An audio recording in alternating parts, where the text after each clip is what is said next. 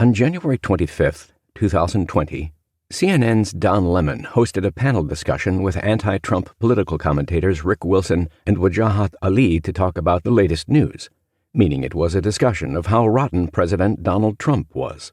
But this time they went beyond the usual castigation of Trump. Instead, they went after the tens of millions of people who supported him.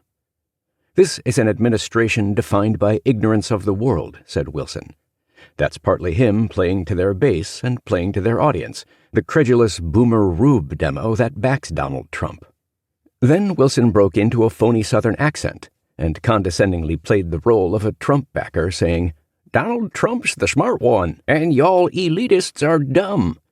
Ali chimed in, pretending to be a Trump supporter. "You elitists with your geography and your maps and your spelling." Lemon burst out laughing. His guests continued their mockery of Trump supporters. "Your math and your reading," Wilson said. "Your geography, knowing other countries, sipping your latte," Ali continued as all three laughed out loud. "Only them elitists know where Ukraine is." After he collected his breath, Lemon summed things up, saying, "That was a good one. I needed that." For liberals and much of the media, the moment made perfect sense. It was hard for them to see how anyone could support Trump. Mocking half the country made good sense to them, and they didn't think anyone in their newsrooms would criticize them for their narrow-minded stereotyping of tens of millions of Americans.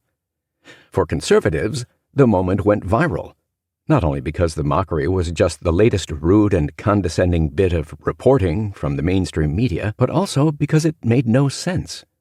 Trump was from New York City and didn't have a Southern accent, as if that should matter. Trump won the 2016 election thanks to swing voters in the Midwest, from Michigan to Wisconsin.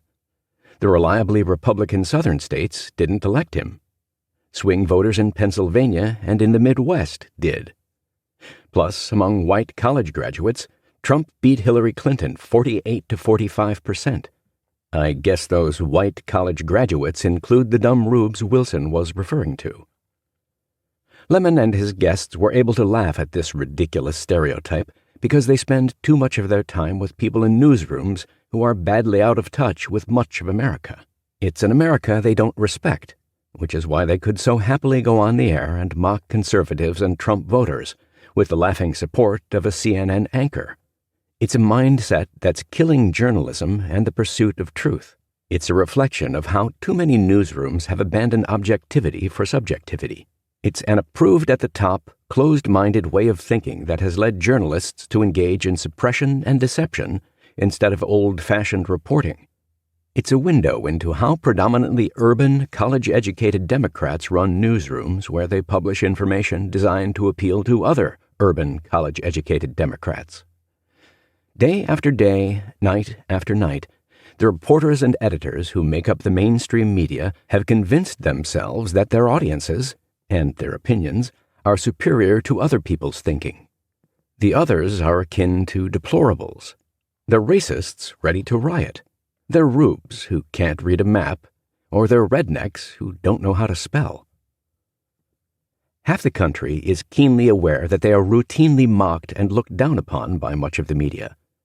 How the media think this is good for America is beyond me.